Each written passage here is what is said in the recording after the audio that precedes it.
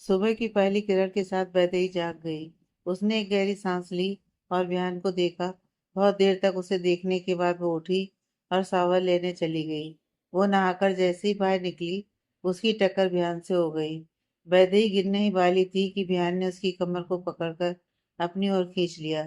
वैदेही के गीले बालों की बूंदें विहान के चेहरे से जा टकराईं। दोनों एक दूसरे को देख कहीं गुम से हो गए। दोनों की आंखों में एक दूसरे का चेहरा साफ दिखाई दे रहा था। प्यार के उस पल को वो जी भरकर जीना चाहते थे। वैदेही ने खुद को संभाला और तुरंत ध्यान से अलग हो गई। आई एम सॉरी, मेरी गलती थी। नहीं, एक्चुअली गलती मेरी थी। मैंने पहले तुम्हें देखा नहीं, बियान ने कहा। बियान के माफी मांगने पर वैदेही ने बियान को हैरानी से देखा, लेकिन वो बियान से किसी भी चीज में बातचीत नहीं करना चाहती थी। इसलिए वो वहां से हटकर आईने के सामने जाकर खड़ी हो गई।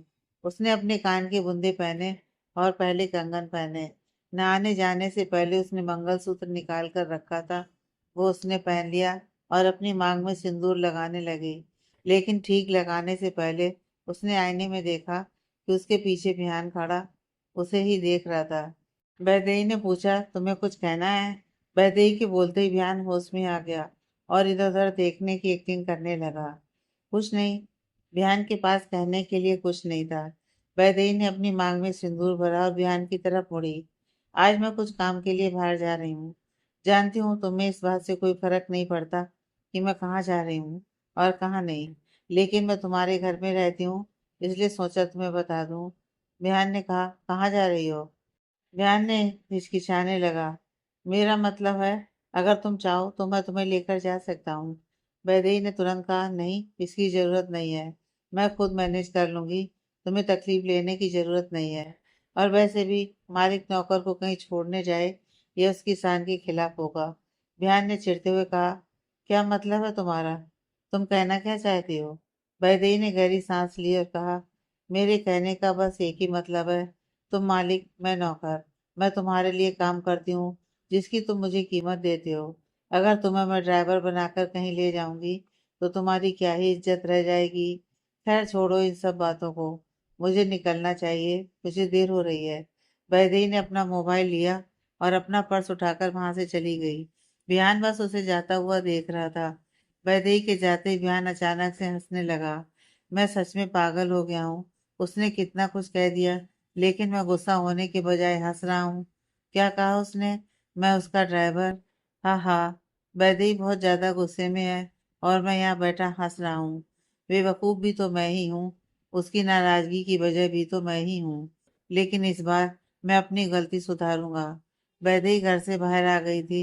उसने एक ऑटो रोका और उसमें बैठ गई। उसने अपना मोबाइल निकाला। उसने देखा रीमा ने एक एड्रेस सेंड किया है। वो देख वैदेही खुद में ही बड़बड़ाई। अच्छा हुआ बुआ ने इन्वेस्टर से बात कर ली थी। अब यहाँ पर मुझे एक कॉफी शॉप खोलने में ज्यादा दिक्कत नहीं आएगी। वैदेही रीमा की बताई जगह पर पहुंच गई। एक रेस्टोरेंट में एक कोने में जैसे टेबल पहले से बुक थी। वैदेही ने देखा वहां पर एक मोटा सा आदमी बैठा हुआ था। वैदेही उसके पास जाकर बैठ गई। उसने मुस्कुराते हुए कहा, हेलो पांडे सर, मैं वैदेही हूँ। सामने बैठे कुबेर पांडे ने मुस्कुराते हुए कहा, ओ, आप आ गई। आइए बैठिए। रीमा जी ने बताया आपको अपने शॉप के लिए इन्वेस्टर की ज़रूरत है। कोई दिक्कत नहीं है, मैं हूं ना। आप बस बोलिए कितना चाहिए आपको।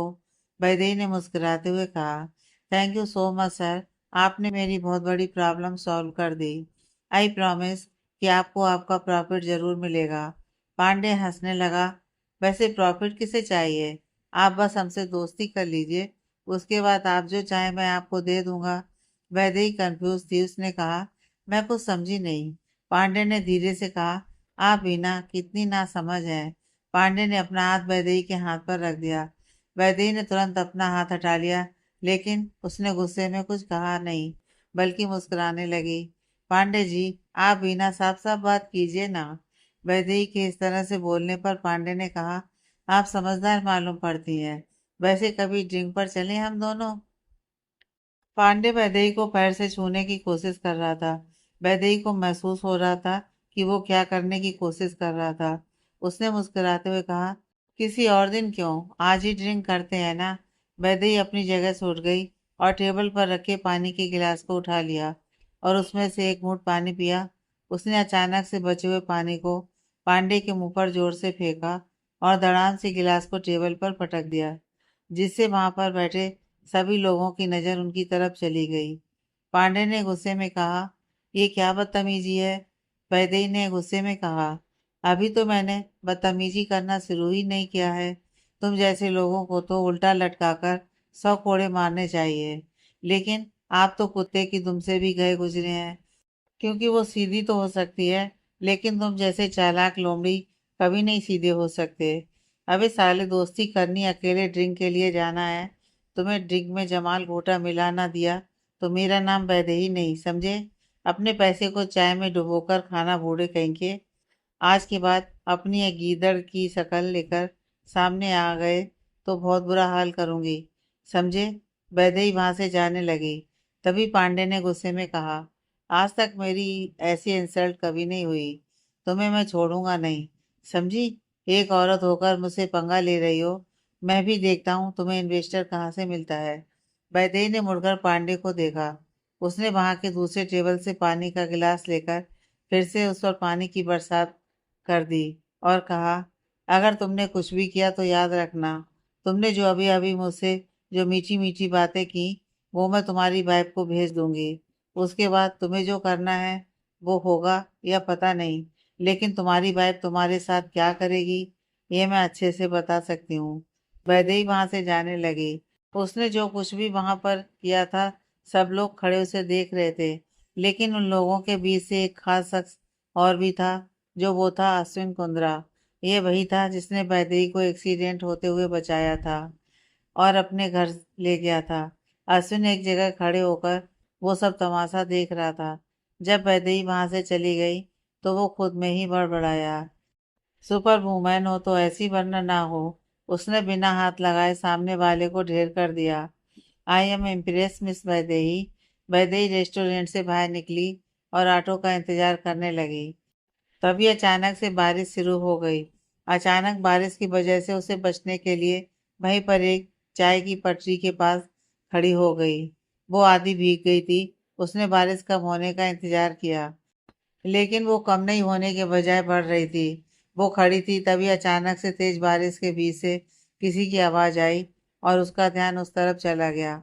वैदेही ने देखा, एक कांटेदार तार में एक कुत्ते का छोटा सा बच्चा फंसा हुआ था। वैदेही बारिश की चिंता किए बिना उस पप्पी को उस कांटेदार तार से निकालने चली गई। उसने धीरे से उसे उठाया और उसका पैर निकालने लगी, लेकिन तभी कांटेदार तार वैदेही के हाथ में लग गई और उसके हाथ से खून निकलने लगा। लेकिन फिर भी वो उस कुत्ते के बच्चे को वहां से निकाल रही थी। वैदेही ने उसे वहां से निकाला और उसकी माँ को ढूंढती रही। उसने चाय की पटरी पर पूछा तो उसने बताया कि बच्चे की माँ को एक कार वाला ठोक कर चला गया था। वो ऐसे ही यहाँ वहाँ घूमता रहता है। वैदेही कुत्ते के बच्चे को अपनी गोद में उठाई थी। उसे अपने हाथ में लगी चोट की फिक्र नहीं थी, बल्कि उस छोटे से पपी के पैर में लगी चोट की फिक्र हो रही थी। उसे वहां छोड़ना वैदेही को ठीक नहीं लगा, इसलिए उसने उसे घर ले जाने का फैसला किया। वैदेही ने उस पप्पी को अपनी साड़ी के पल्लू में बांध लिया और ऑटो रोकने लगी। यह सब रेस्टोरेंट के बाहर से अश्विन कुंद्रा देख रहा था। अश्विन ने अपनी आंखों से गॉगल्स निकाले और अपने पास खड़े अपने असिस्टेंट से कहा, जितना गुस्सा है उससे ज्यादा दिल में दया भी है। मुझे जो चाहिए, इस लड़की में सब कुछ है। मुझे ये किसी भी हाल में चाहिए। रवि, पता करो कि ये कहाँ रहती है और क्या करती है। मुझे सारी डिटेल्स चाहिए।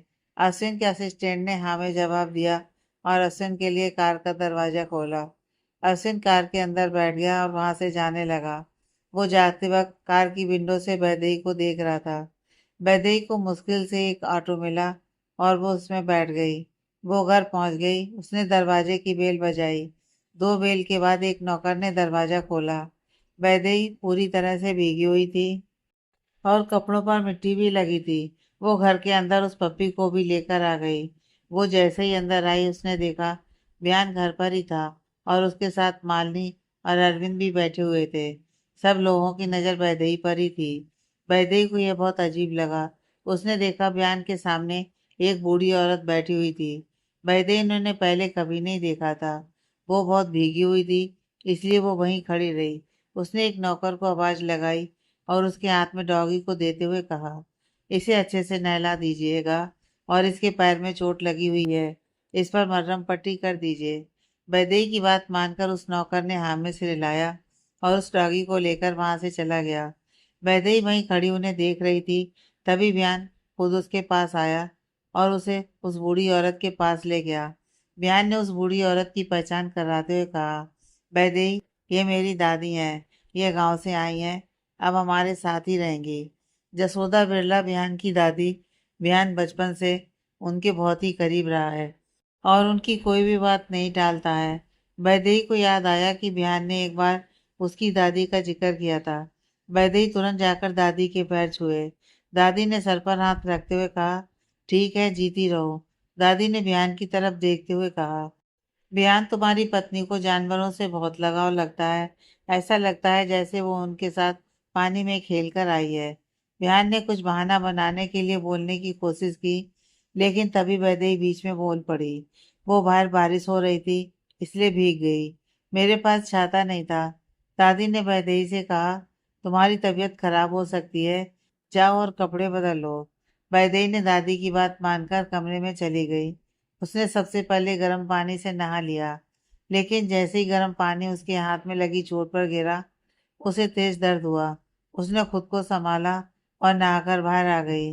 वैदेही फिर से तैयार हो गई और नीचे आ गई। उसने देखा बियान दादी के साथ बैठा हुआ है। वो भी उनके पास आकर खड़ी हो गई। दादी ने जब वैदेही को अच्छे से देखा तो वो थोड़ी खुश हुई। दादी ने वैदेही को बियान के पास बैठने के लिए कहा। उनकी बात मानते हुए वो बियान के बगल में बैठ गई। दादी अपनी जगह से उठी और उनके पास गई और अपने हाथों से उनकी बलाएं लेते हुए कहा, राम सीता की जोड़ी है। दादी ने अरविंद और मालिनी से कहा, मुझे जब पता चला कि बियान ने शादी कर ली है तो मुझे बहुत बुरा लगा। मेरे पोते की शादी हुई और मुझे ही पता नहीं, लेकिन बहू को देखा तो सिकवे गिले दूर हो गए। वैदेही बेटा, बियान बहुत इमोशनल लड़का है, इसे हमेशा खुश रखना, ये तुम्हारी जिम्मेदारी है। वैदेही ने अपने हाथ की मुट्ठी कस ली। उसने अपने जज्बातों पर काबू करते हुए कहा, हाँ दादी, यहाँ वही होता है जिसमें बियान की खुशी हो। हर चीज उनके बस में है। क्यों बियान, मैं सही बोल रही हूँ ना? बियान चुप था। वैदेही के जवाब से दादी बहुत खुश हुई। उन्होंने अपने पर्स से कुछ पैसे निकाले और वैदेही की तरफ बढ़ाया, लेकिन वैदेही ने मना करते हुए कहा, रहने दीजिए दादी, इसकी क्या जरूरत है। दादी ने कहा, यह शगुन है, इसे मना नहीं करते। अपना दायां हाथ आगे करो। दादी ने वैदेही को दायां हाथ आगे करने के लिए कहा, लेकिन उसने बायां हाथ आगे किया। ये देख मालिनी ने चिढ़ते हुए कहा, तुम्हें दाएं और बाएं में फर्क नहीं पता। दादी राइट हैंड की बात कर रही हैं। वैदेही को ना चाहते हुए भी हिचकिचाते हुए अपना हाथ आगे किया। बिहान की नजर वैदेही के हाथ पर लगी चोट पर गई। उसने तुरंत वैदेही का हाथ पकड़ लिया। तुम्हें चोट लगी है, तुम्हें पता भी है या नहीं? तुमने दवाई क्यों नहीं लगाई? वैदेही चुप थी। वो कुछ बोलना नहीं चाहती थी। उसने बिहान से अपना हाथ खींच लिया। इतनी बड़ी भी चोट नहीं है, मैं बाद में दवाई लगा दूंगी, तुम टेंशन मत लो। ऐसे कैसे बाद में दवाई लगा लोगी? चलो मेरे साथ, मैं तुम्हें दवाई लगा देता हूँ। बिहान ने वैदेही को वहां से उठाया। दादी ने भी कहा, चोट गहरी है, इसमें लापरवाही नहीं करनी चाहिए। बिहान, जल्दी से लेकर जाओ और दवाई लगा दो। बिहान वैदेही को कमरे में लेकर जाने लगा। वैदेही मन ही मन बुदबुदाई, बिहान को इतनी फिक्र क्यों हो रही है? शायद इसकी दादी के सामने हमारे तनाव को जाहिर नहीं करना चाहता है। बिहान वैदेही को कमरे में ले आया। उसने वैदेही को एक जगह बिठाया और फर्स्ट एड बॉक्स लेकर आया। उसने उसमें से दवाई निकाली और वैदेही का हाथ पकड़कर उस पर लगाने लगा। कमरे में वैदेही और बिहान के अलावा और कोई नहीं था, इसलिए वैदेही ने अपना हाथ खींच लिया। इस वक्त यहाँ पर हम दोनों के अलावा और कोई नहीं है, तो तुम्हें नाटक करने की जरूरत नहीं है। मैं खुद दवाई लगा लूंगी, तुम जाओ यहाँ से। वैदेही ने बिहान के हाथ से दवाई ले ली और खुद ही दवाई लगाने लगी। उसने जैसे ही दवाई जख्म पर लगाई, उसके मुंह से एक कहा निकल गई। उसे दर्द हो रहा था, लेकिन वो बिहान के सामने ऐसे दिखा रही थी कि उसे दर्द नहीं हो रहा था। यह देख बिहान ने कहा, खुद को बहुत बड़ी हीरोइन समझती हो, अगर दर्द हो रहा है तो छुपा क्यों रही हो? वैदेही ने अपने होठों के एक तरफ के कोने को ऊपर की ओर उठाते हुए हल्का सा मुस्कुराई। मैं जिस दर्द से गुजर रही हूँ उसका एहसास तुम कभी समझ नहीं सकते।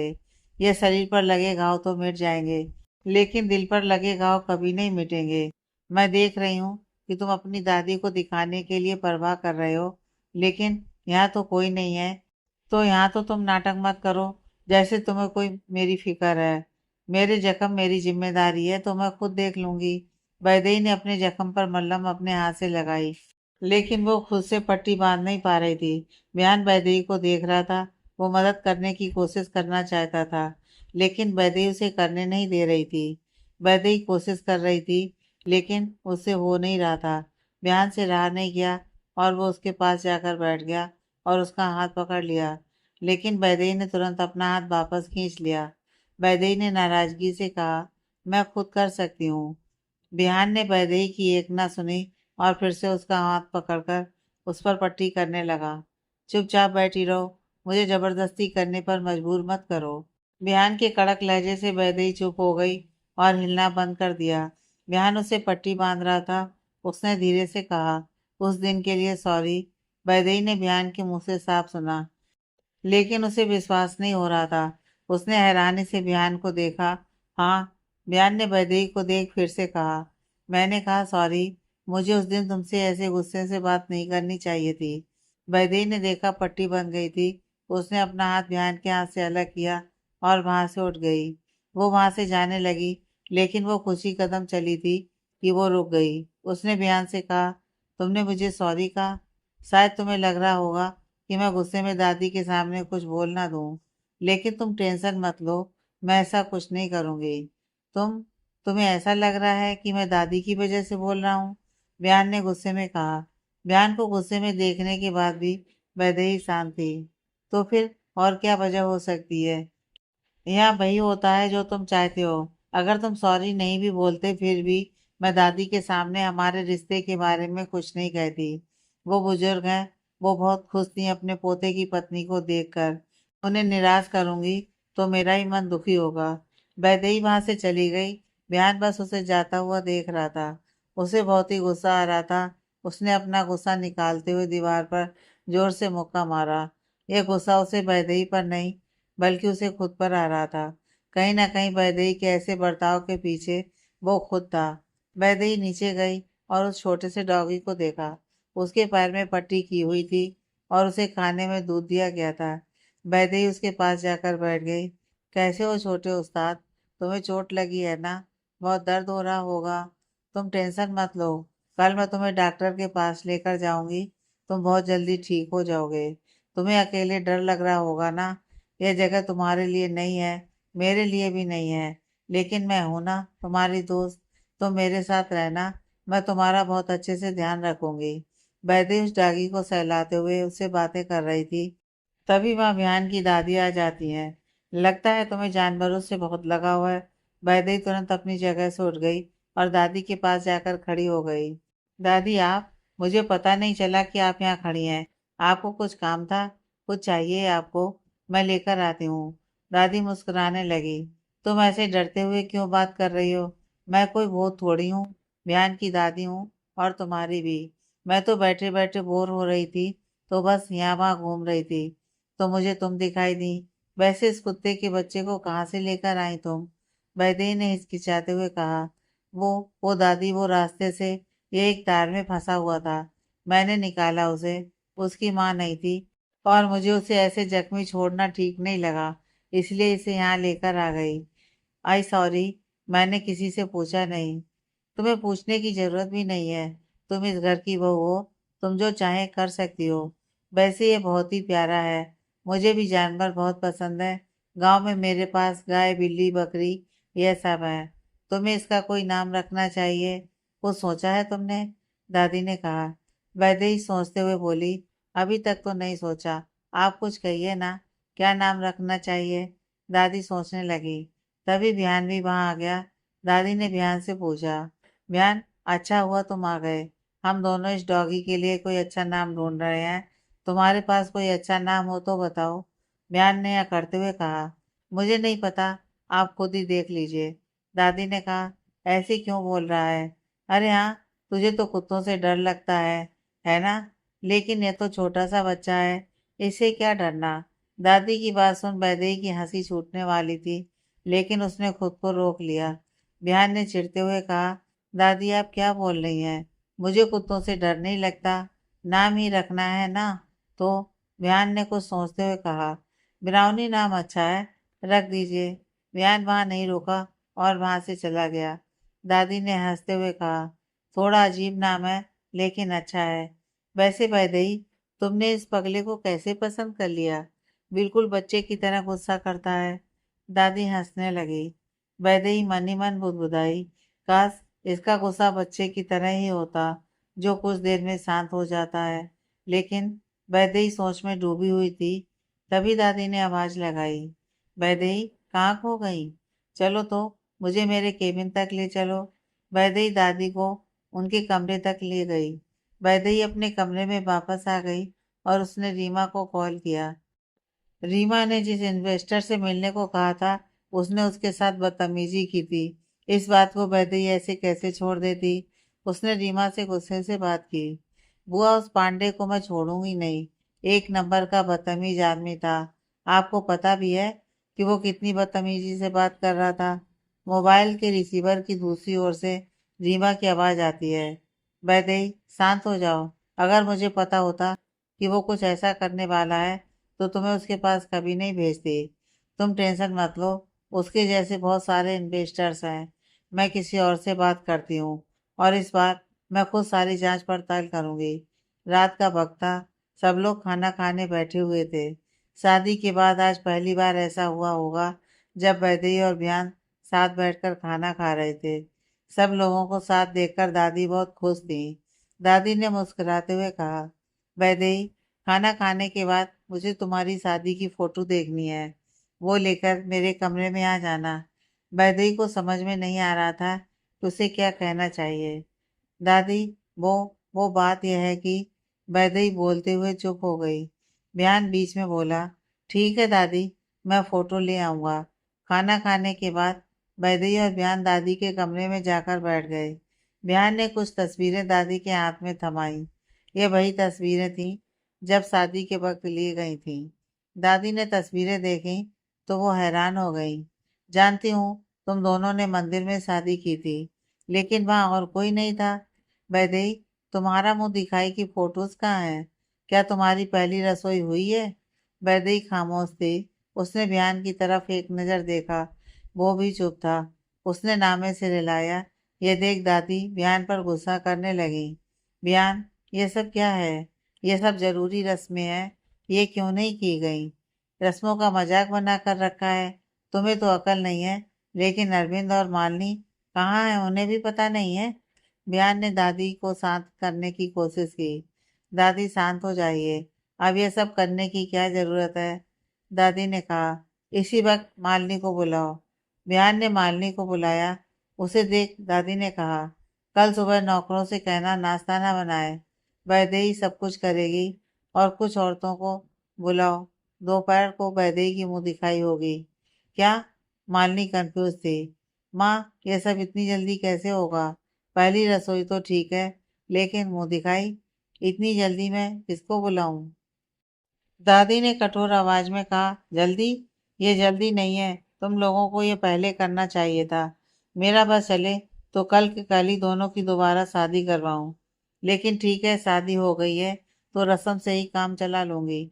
तुम्हें जितना कहा गया है उतना करो, जाओ। मालिनी ने वैदेही को गुस्से में देखा और वहां से चली गई। उसने एक फोन डायरी निकाली और एक गहरी सांस ली और अपनी कुछ सहेलियों को फोन मिलाया। उसने सबको मुंह दिखाई के लिए इनवाइट किया। सबको कॉल करने के बाद उसने लास्ट में एक और नंबर डायल किया। कुछ रिंग बजने के बाद जब सामने से हेलो की आवाज आई, तब मालिनी ने कहा, सुषमा, कल मेरी बहू की मुंह दिखाई है, तुम्हें जरूर आना है और अपनी बेटी को भी लाना है। सुना है बहुत खूबसूरत है तुम्हारी बेटी। मालिनी ने अपनी सहेली से बहुत सारी बातें की और फोन रख दिया। इधर वैदेही और बयान अपने कमरे में आ गए। वैदेही ने सोने के लिए अपनी जगह पकड़ ली और कानों में ईयरफोन डालकर लेट गई। उसने बयान से एक शब्द नहीं कहा। बयान भी अपनी जगह पर लेट गया। वो वैदेही को देख रहा था और मन ही मन सोच रहा था, इस कमरे का सन्नाटा अब काटने को दौड़ता है। पहले मैं जब इस कमरे में अकेले रहता था, तब भी मुझे इतना अकेला महसूस नहीं हुआ था जितना आज लग रहा है। मैंने खुद तुमसे दूरियां बना ली हैं और ये बात मुझे ही कचोट रही है। लेकिन मैं तुम्हारे पास आऊं भी तो किस हक से? तुम्हारी खामोशी की वजह भी तो मैं खुद हूँ। मैं हूँ जो कभी तुम्हारे दिल को समझ नहीं पाया। 5 साल पहले अगर मैंने तुम्हारी बात एक बार सुन ली होती तो शायद आज हालात कुछ अलग होते। मैंने गुस्से में सिर्फ रिश्ता ही नहीं तोड़ा, बल्कि अपने प्यार को मैंने बहुत तकलीफ दी है। तुमने तो कई बार मुझे बताने की कोशिश की, लेकिन मैंने तुम्हारी एक ना सुनी। मुझे सच्चाई के तह तक जाना होगा, तभी तो मैं खुद की गलतियों को सुधार सकूंगा। आई प्रॉमिस, मैं अपनी गलती फिर से नहीं दोहराऊंगा। अगले दिन बिहान जब उठा, उसने सबसे पहले वैदेही को देखा, लेकिन वो कमरे में नहीं थी। वो उठकर बैठ गया और एक गहरी सांस ली। वो उठा तो देखा वैदेही ने उसके लिए कपड़े निकाले हुए थे और साथ ही वॉच, वॉलेट और रुमाल रखा हुआ था। बिहान मुस्कुराया और शावर लेने चला गया। वो तैयार होकर नीचे आया। उसने देखा सब लोग नाश्ते के लिए टेबल पर बैठे थे। वैदेही ने पहली रसोई की रस्म को करते हुए पहले सबके लिए मीठे में सीरा बनाया था। बिहान उसकी दादी के पास जाकर बैठ गया। दादी ने सबसे पहले अपना मुंह मीठा किया और वैदेही को शगुन में एक चांदी का सिक्का दिया और कहा, हमारे परिवार में बहू को ये शगुन में देते हैं। मैंने तेरी सास को भी दिया था जब उसने पहली बार मुंह मीठा किया था। हाँ, वो बात अलग थी कि तुम्हारी सास ने सीरे में शक्कर की बजाय गुड़ डाल दिया था। दादी की बात सुन वैदेही थोड़ा सा हंसी। उसे देख दादी ने कहा, वैदेही तुम हंसते हुए बहुत ही अच्छी दिखती हो। ऐसे ही हंसा करो। अब चलो, तुमने जो बनाया है बिहान को भी खिलाओ। वैदेही ने एक कटोरी में सीरा निकाला और बिहान के पास रख दिया। ये देख दादी ने कहा, अरे ऐसे कटोरी भरकर देने से क्या होगा? तुम्हें अपने हाथ से उसे खिलाना है, इससे प्यार बढ़ता है। वैदेही ने रिक्वेस्ट की, दादी प्लीज रहने दीजिए ना। दादी ने कड़क लहजे में कहा, तुम मेरी बात कैसे काट सकती हो? मैं तुम्हारी सास की सास हूँ। चलो खिलाओ तुम। इतना शर्मा क्यों रही हो? वो तेरा पति है, उससे क्या शर्माना? दादी के कहने पर वैदेही ने चम्मच में थोड़ा सा सीरा लिया और बयान के मुंह की तरफ बढ़ाया। बयान ने मुंह खोलते हुए सीरे को मुंह में ले लिया। सीरा खाते ही बयान के मुंह से निकला, ये तो कितना टेस्टी है। बयान की तारीफ करने से वैदेही को खुशी हुई, लेकिन उसने अपने चेहरे पर जाहिर नहीं होने दिया। दादी ने बयान से कहा, बयान, वैदेही ने तुम्हारा मुंह मीठा करवाया है, उसे तुम शगुन नहीं दोगे? वो दादी, मुझे पता नहीं था कि मुझे भी शगुन देना होगा, नहीं तो मैं कुछ भी लेकर आ जाता। बयान ने वैदेही की तरफ देखते हुए कहा।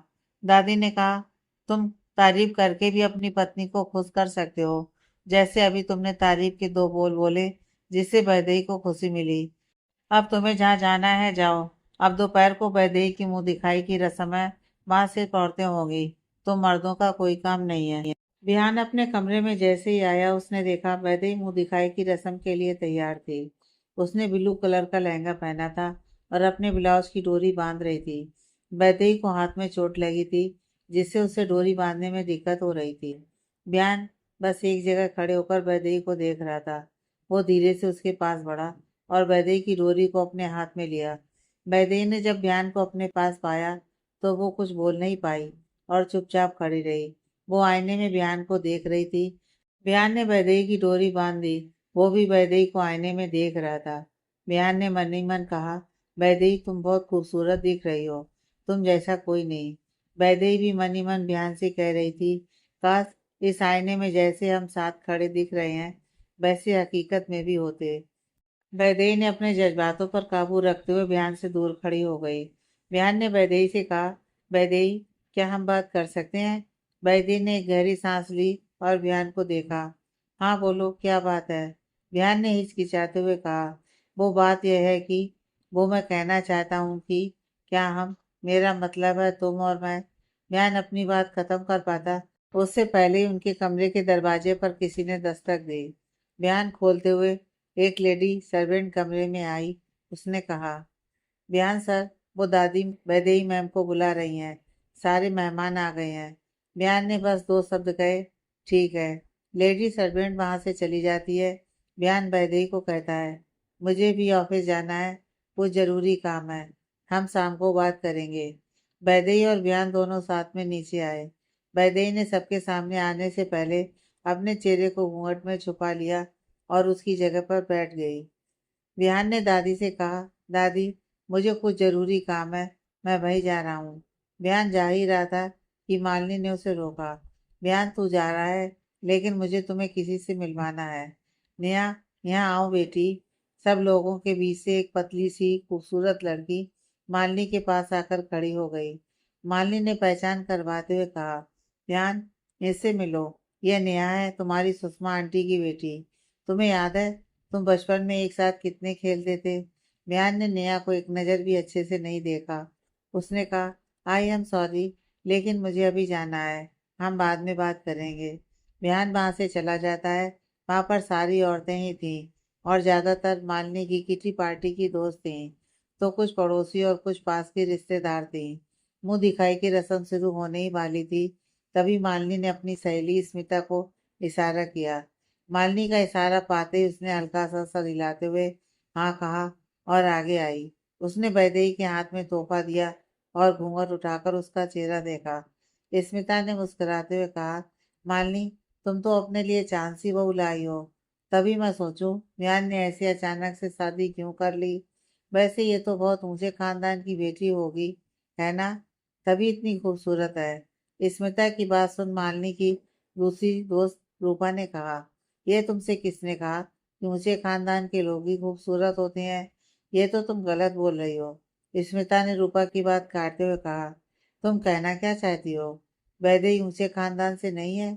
मालिनी क्या ऐसे ही रास्ते से उठाकर किसी को भी बहू बना लेगी? रूपा ने कहा, कड़वा है लेकिन यही सच है। मैंने सुना है वैदेही का कोई घर बार नहीं है और वो अनका के ससुराल में रह रही थी। जो लोग दूसरों के टुकड़ों पर जीते हैं वो खानदानी तो दूर की बात है, उन्हें तो पता ही नहीं होता कि खानदान होता क्या है, परिवार होता क्या है। वहां खड़ी उन औरतों की बात सुन वैदेही की आंखें भर आई थी। वो ऐसे ही घूंघट में बैठी रही।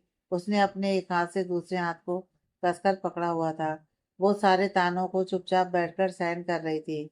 दादी ने बीच में बोलते हुए कहा, तुम लोग हमारी खुशी में शामिल होने आए हो या हमारी बहू को बेइज्जत करने आए हो? रूपा ने कहा, दादी, हम तो बस सच बोल रहे हैं।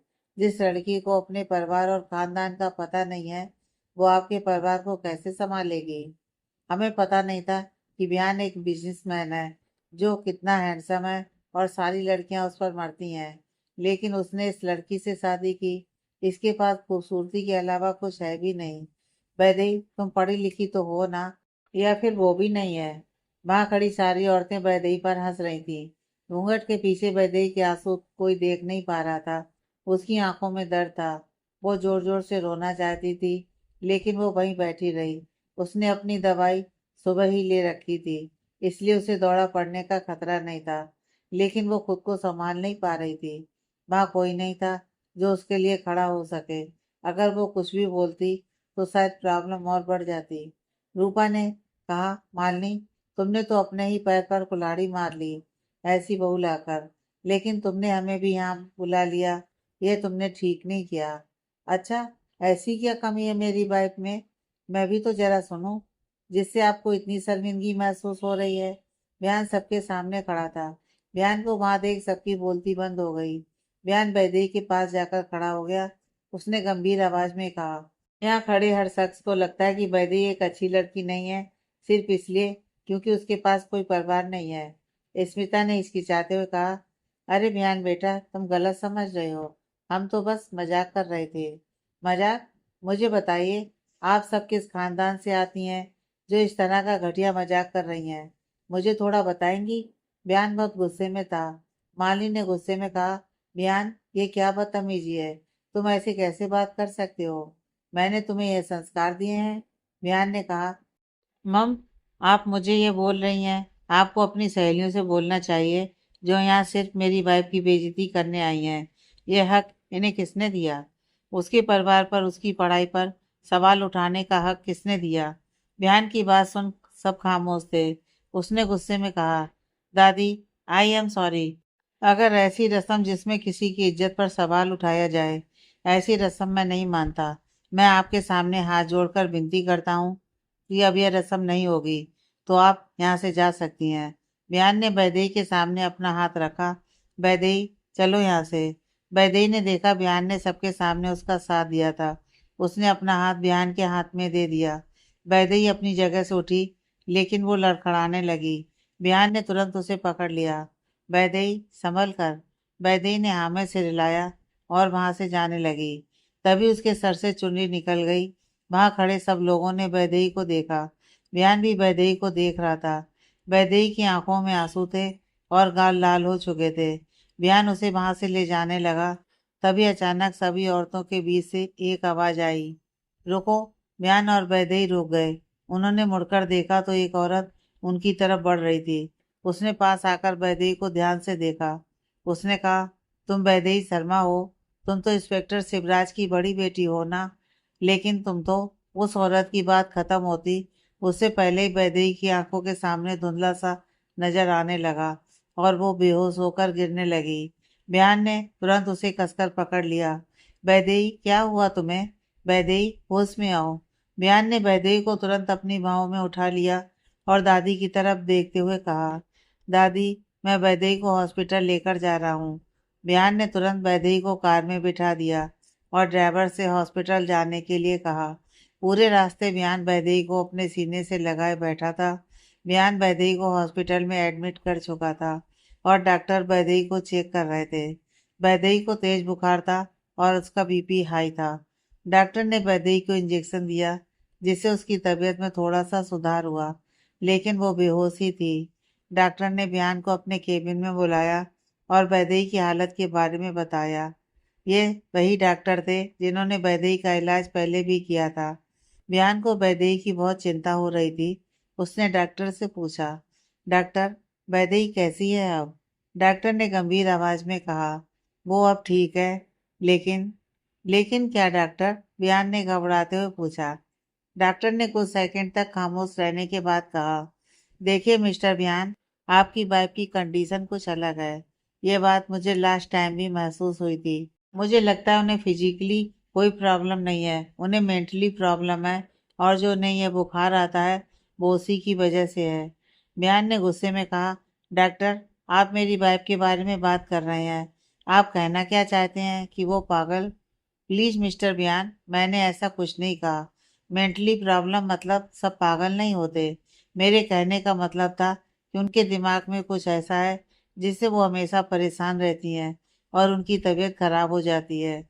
आप बताइए, आज क्या हुआ था? बियान ने आज जो भी हुआ था वो डॉक्टर को बता दिया, जिसे सुनकर डॉक्टर ने कहा, मिस्टर बियान, उस दिन भी कुछ ऐसा हुआ जिससे उनकी तबीयत खराब हुई थी? बियान ने धीरे से कहा, उस दिन हमारी बहुत बहस हुई थी और मैंने उससे बहुत गुस्से में बात की थी। डॉक्टर ने बियान की बात पर कुछ देर सोचा और कहा, दोनों बातों को सोचकर देखें तो एक बात कॉमन है। कोई अगर उनसे गुस्से में बात करे या फिर कुछ बुरा बोले तो उसकी तबीयत खराब हो जाती है। क्या इसके अलावा कुछ और होता है उन्हें? बियान ने धीरे से कहा, मुझे नहीं पता। डॉक्टर ने कहा, ठीक है, कोई बात नहीं। हम एक काम करते हैं, उनके कुछ टेस्ट करके देखेंगे और मैं आपको न्यूरोलॉजिस्ट का कांटेक्ट देता हूँ। लेकिन उससे पहले मैं खुद बात करके देखूंगा कि वो क्या कहती है। कुछ 1.5 घंटे बाद वैदेही को होश आया। बिहान को जब पता चला तो वो भागते हुए वैदेही के पास गया। उसने देखा वैदेही बेड पर बैठी हुई थी। उसने तुरंत जाकर उसे गले से लगा लिया। थैंक गॉड कि तुम होश में आ गई। तुम्हें पता भी है मैं कितना डर गया था। तुम्हें ठीक देखकर मुझे कितनी खुशी मिल रही है, मैं तुम्हें बता नहीं सकता। बिहान जज्बात में बह चुका था। वैदेही उदास थी। उसने बिहान से कहा, मैं ठीक हूँ, मुझे घर जाना है। बिहान ने कहा, ओके ठीक है, डॉक्टर एक बार तुम्हें चेक कर लें, उसके बाद चलते हैं। वैदेही ने कहा, अब मैं ठीक हूँ, मुझे कोई चेकअप नहीं करवाना। रिलैक्स ओके, वो बस नॉर्मल चेकअप करेंगे और कुछ टेस्ट भी हैं। बिहान ने वैदेही को समझाने की कोशिश की। वैदेही ने गुस्से में कहा, मुझे कोई टेस्ट नहीं करवाने, अगर तुम्हें यहाँ रहना है तो रहो, लेकिन मैं जा रही हूँ। वैदेही अपनी जगह से जैसे उठी उसका सर भारी सा हो गया और अपनी जगह पर वापस बैठ गई। बियान ने वैदेही को संभालते हुए कहा, तुम जिद क्यों कर रही हो? बस कुछ ही टेस्ट की तो बात है। वैदेही ने कहा, मैंने मना किया ना, तो तुम क्यों जिद कर रहे हो? तुम छोड़ो मुझे, जाने दो मुझे, और मुझे छूना मत, दूर रहो। वैदेही ने बियान के हाथों को खुद से दूर किया और वहां से जाने लगी। लेकिन वो 2 ही कदम चली थी कि उसके सामने सफेद कोट पहने एक आदमी आकर खड़ा हो गया। डॉक्टर ने मुस्कुराते हुए कहा, मिस्टर बयान, आप बिना टेस्ट की बात करके आप अपनी वाइफ को डरा रहे हैं। और मिसेज वैदेही, आप किसी और की नहीं, लेकिन डॉक्टर की बात तो मान सकती हैं। आप अभी कमजोर हैं, तो इस वक्त तो आप कहीं नहीं जा सकती। नर्स, पेशेंट को बेड पर लिटा दीजिए। और मिस्टर बयान, आप बाहर जाइए। डॉक्टर के कहने पर बयान बाहर चला गया। डॉक्टर ने वैदेही का ब्लड प्रेशर चेक किया, जो थोड़ा सा नॉर्मल था, और बुखार उतर चुका था। डॉक्टर ने पूरा चेकअप खत्म करने के बाद वैदेही से पूछा, मिसेस बिरला, वैदेही कह सकते हैं? वैदेही ने कहा। डॉक्टर ने हंसते हुए कहा, अच्छा ठीक है वैदेही जी, लगता है आपको मिसेस बिरला सुनना अच्छा नहीं लगता। लगता है आप अपने पति से नाराज हैं। ये तो हर पत्नी का हक होता है। वैसे वैदेही जी, आपको पहले कभी इस तरह से तबीयत खराब हुई है? मेरा मतलब है, अगर ये पहले से होता है तो उस हिसाब से हम इलाज करेंगे। वैदेही ने कठोर शब्दों का प्रयोग किया। आपको मेरे इलाज की टेंशन लेने की जरूरत नहीं है। मैं ठीक हूँ, आप बस मुझे यहाँ से जाने दीजिए। डॉक्टर वैदेही की बात का बुरा न मानते हुए हंसने लगा। हाँ हाँ, जाने देंगे। हम आपको यहाँ रोककर हॉस्पिटल का बिल थोड़ी बढ़वाना चाहेंगे, लेकिन क्या करूँ, मैं भी मजबूर हूँ। आपको कुछ वक्त तो यहाँ रुकना ही होगा। 1 घंटे बाद आप जा सकती हैं। डॉक्टर ने वैदेही को आराम करने के लिए कहा और बाहर आकर बिहान से मिला। मिस्टर बिहान, आपकी वाइफ को मनाना थोड़ा मुश्किल है। जब तक वो हमें बताएंगी नहीं कि उन्हें क्या प्रॉब्लम है, तब तक हम कुछ मदद नहीं कर पाएंगे। वो कुछ भी बताने को तैयार नहीं है। मेरी बात मानिए तो आपको अपनी पत्नी को किसी साइकोलॉजिस्ट से मिलवाना चाहिए। बिहान ने बाहर से वैदेही को देखा और हॉस्पिटल से बाहर चला गया। वो बाहर आकर बैठ गया और खुद को कोसने लगा। वैदेही की ऐसी हालत ना होती अगर मैं उसके साथ होता। सब मेरी गलती है। मैं कभी भी उसके साथ नहीं रहा हूँ। इन 5 सालों में उसके साथ क्या क्या हुआ, मुझे कुछ नहीं पता। सब कुछ उलझा हुआ सा नजर आ रहा है। कौन से सिरे को खींचूं जिससे उलझा हुआ सब सुलझ जाए। वैदेही हॉस्पिटल के कमरे में लेटी हुई थी। तभी उसके वहां किसी की दस्तक हुई। वैदेही ने देखा, दरवाजे के सामने एक औरत खड़ी थी। ये वही औरत थी जिसने पार्टी में कहा था, तुम वैदेही शर्मा हो ना, और तुम इंस्पेक्टर शिवराज शर्मा की बेटी हो ना। वैदेही को हल्का याद आया और उसने कहा, आप तो वही हैं जो घर पर। वैदेही बोलते हुए कुछ सोचने लगी। सामने खड़ी औरत ने कहा, मेरा नाम शिला है और मेरे पति एसीपी हैं। मैं तुम्हारे माता पिता और दादी को जानती हूँ, और तुम्हें भी। वैदेही ने मुंह फेर लिया। यह देख शिला उसके पास जाकर बैठ गई। तुम मुझे नहीं जानती, क्योंकि तुम्हारे माता पिता के ध्यान से पहले ही हम ये शहर छोड़ चुके थे। लेकिन सालों बाद एक दिन तुम्हारी दादी मिली थी हमें। उन्होंने मुझे सब बताया, और साथ ही तुम्हारी तस्वीर भी दिखाई, और बहुत सारी बातें भी की। लेकिन कुछ महीनों बाद जब मैं तुम्हारे घर पहुंची तो देखा वहां ताला लगा था। पड़ोसी से पता चला कि तुम्हारी दादी और छोटा भाई इस दुनिया में नहीं रहे, और तुम लापता हो। हमने तुम्हें ढूंढने की कोशिश भी की थी, लेकिन पुलिस की जांच से पता चला कि तुमने नर्मदा नदी में कूदकर जान दे दी थी। वैदेही शिला को रोकते हुए कहा, आंटी, आपको कोई गलतफहमी हो गई है। अगर मैंने सुसाइड किया होता तो क्या मैं यहाँ जिंदा होती? नहीं ना। वैसे तुम्हारी बात भी सही है, शिला ने कहा। तुम ठीक हो, तुमने शादी कर ली, ये बहुत ही अच्छी बात है। तुम्हारी दादी और छोटे भाई के साथ जो भी हुआ, मुझे उसका अफसोस है। लेकिन तुम खुद को अकेले मत समझना। कुछ भी जरूरत हो तो मैं हूं ना। वैदेही ने धीरे से कहा, अब मुझे किसी भी चीज की जरूरत नहीं है। आप प्लीज जाइए यहाँ से। मुझे आराम करना है। मेरा सर भारी हो रहा है। वैदेही ने शिला से अच्छे से बात नहीं की, शायद इसलिए कि वो भी उस तमाशे में शामिल थी। वैदेही मुंह फेर कर सो गई। यह देख शिला वहां से जाने लगी। तभी उसे दरवाजे के पास बिहान मिला। शिला ने बिहान से कहा, वैदेही का ख्याल रखना। शिला वहां से चली गई। बिहान वैदेही के पास आया और उसके पास एक बैग रख दिया और वहां से बाहर चला गया। वैदेही ने देखा उसमें एक सलवार सूट था। उसने वो पहन लिया और बाहर आ गई। बिहान ने जब वैदेही को सलवार सूट में देखा तो उसकी पुरानी यादें ताजा हो गईं। उसे अपनी पुरानी वैदेही सामने दिखाई दे रही थी। बिहान वैदेही को ले जाने लगा। उसने उसे कार में बिठा दिया और खुद उसकी बगल वाली सीट पर बैठ गया। उसने ड्राइवर से कार घर ले जाने के लिए कहा। पूरे रास्ते वैदेही चुप थी। बिहान ने वैदेही से पूछा, क्या तुम ठीक हो? वैदेही ने हल्का सा हाँ में सिर हिलाया। बयान मन ही मन सोचने लगा, मुझे अब वैदेही के लिए बहुत चिंता हो रही है। उसका यूं बार बार बीमार पड़ना अच्छा नहीं है। मुझे उसे इन सब से बाहर निकालना ही होगा और इसका एक ही रास्ता है। मुझे फिर से उसे एक नई शुरुआत करने के लिए तैयार करना होगा। अब सिर्फ मेरे दो ही काम हैं, वैदेही को खुश रखना और उसके दर्द की वजह तलाशना। बयान खिड़की के बाहर देख रहा था। कुछ ही देर में वो वापस घर आ गए थे। वो जैसे ही दरवाजे के पास पहुंचे, दादी ने उसे रोका और वैदेही की नजर उतारी। देखो तो, प्यारी बच्ची कैसे मुरझा गई है। दादी ने प्यार से वैदेही के सर पर हाथ फेरा। वैदेही से रहा नहीं गया और वो दादी के गले से लग गई। दादी ने उसे संभालते हुए कहा, क्या हुआ बच्चे? देखो तो सब ठीक है, कुछ भी नहीं हुआ। तुम भी ठीक हो, मतलब सब ठीक है। अब चलो रोना बंद करो। दादी ने वैदेही के आंसू पोंछे और बयान से कहा, बयान वैदेही को कमरे में लेकर जाओ। बयान वैदेही को कमरे में ले गया। वैदेही ने बाथरूम में जाकर नहा लिया क्योंकि वो हॉस्पिटल से आई थी। उसने कपड़े बदले और नाइट सूट पहन लिया और सोफे पर जाकर सो गई। यह देख बिहान ने कहा, तुम बेड पर सो जाओ, तुम्हारी तबीयत ठीक नहीं है।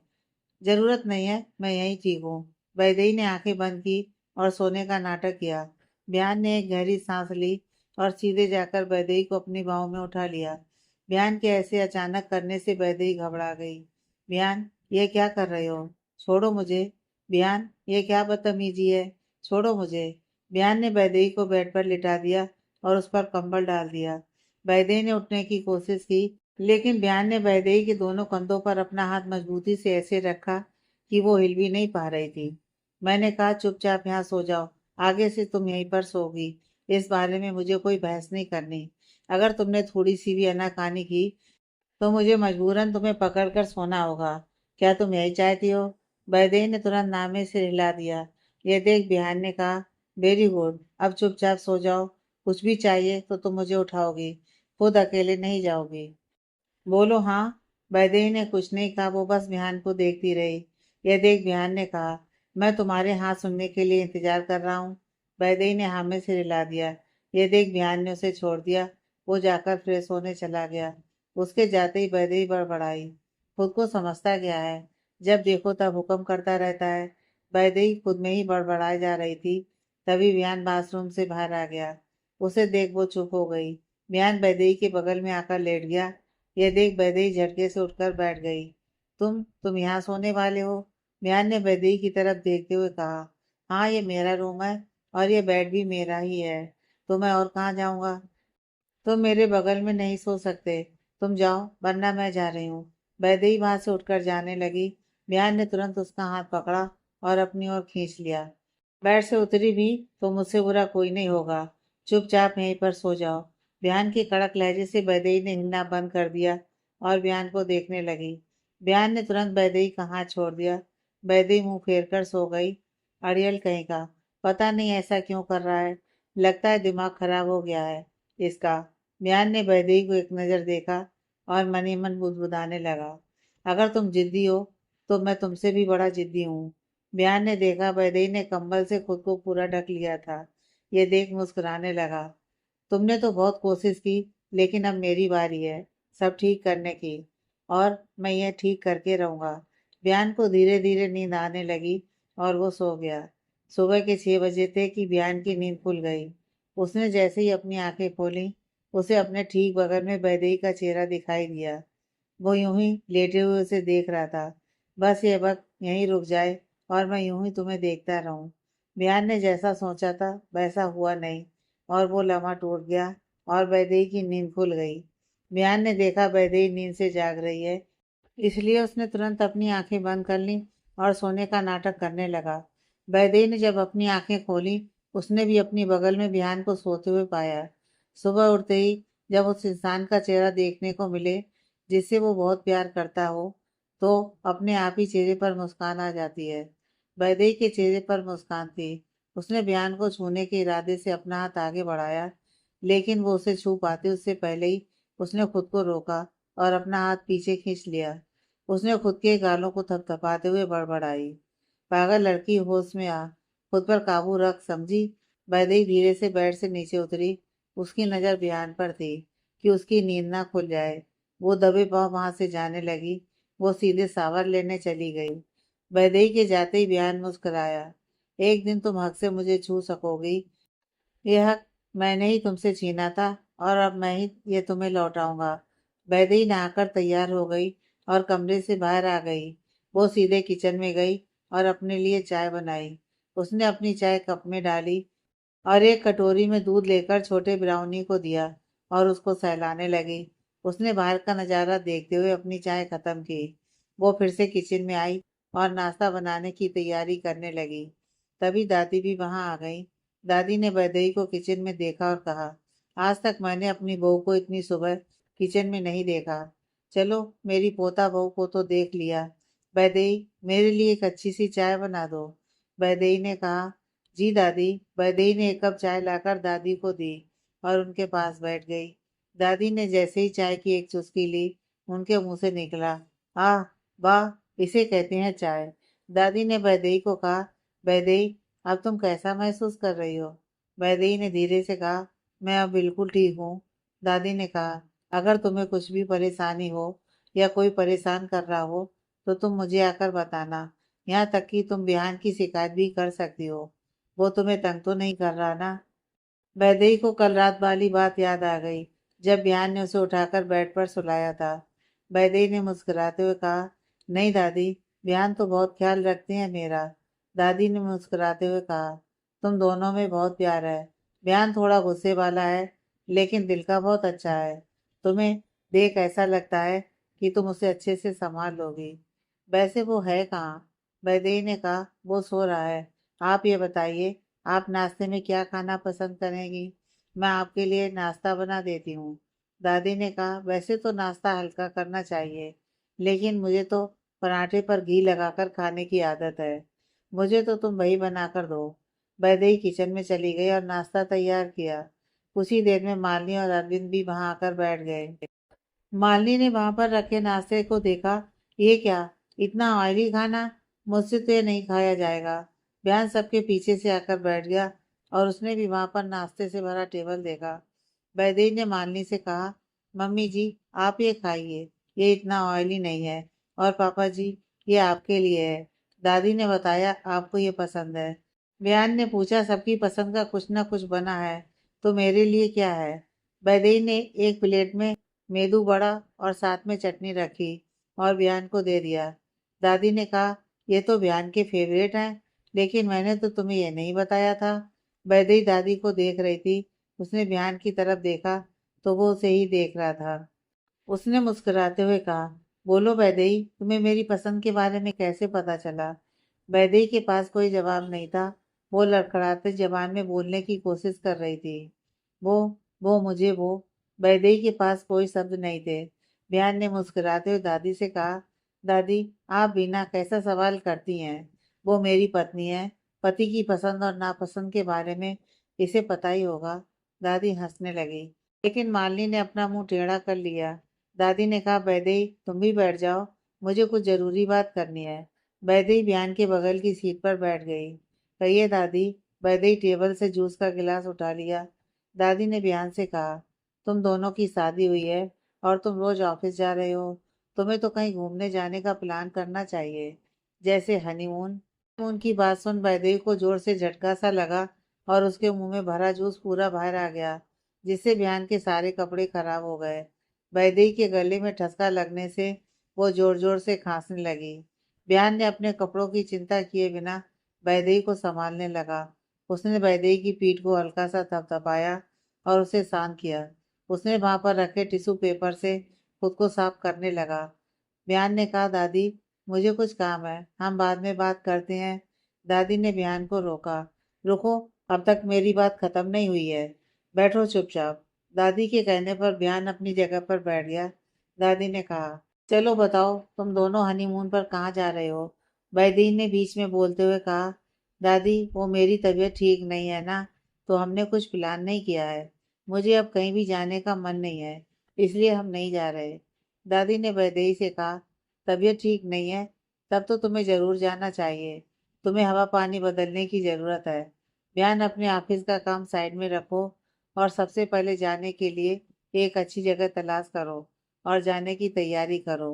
बियान मन ही मन सोचने लगा, अगर मैं वैदेही को कहीं घूमने ले जाता हूँ तो शायद मैं उसके और करीब आ सकूंगा और शायद उसकी प्रॉब्लम भी समझ पाऊंगा। दादी ने बियान को होश में लाते हुए कहा, बियान कहाँ खो गया, क्या सोच रहा है? बियान ने एक नज़र वैदेही को देखा और दादी से कहा, मैं सोच रहा था कि आप सही कह रही हैं, काम तो होता रहेगा, हमें कहीं घूमने जाना चाहिए। मैं जल्दी से कोई अच्छी जगह देखता हूँ। वैदेही हैरानी से बियान को देख रही थी। आगे की कहानी नेक्स्ट पार्ट में।